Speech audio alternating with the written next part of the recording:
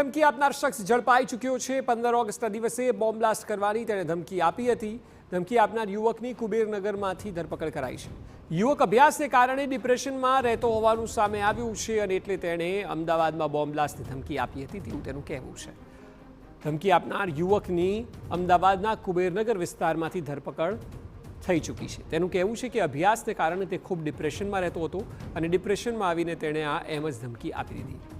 હવે સમગ્ર મામલે જ્યારે કારણ કે આવતીકાલે 15 ઓગસ્ટ છે, પોલીસ પ્રશાસન સિક્યુરિટી એજન્સી સતર્ક હતી, તુરંત તેને ઝડપી લેવામાં આવી। ક્રાઇમ બ્રાન્ચની ટીમ દ્વારા કુબેરનગર વિસ્તારમાં ઓલ્ડ જીપ વોર્ડ ખાતેથી એક કાંકરિયા અરિહંત વિનોદ જૈનની અટકાયત કરવામાં આવેલી છે। એની પ્રાથમિક પૂછપરછમાં જાણવા મળેલું છે કે એ અભ્યાસના કારણે થોડો ડિપ્રેસિવ થયેલો છે અને right mental frame of mind નથી। એના વિરુદ્ધની એક એફઆઈઆર આ બાબતે નોંધવામાં આવનાર છે ક્રાઇમ બ્રાન્ચ દ્વારા અને હાલ આ યુવકની વધુ પૂછપરછ ચાલુ છે।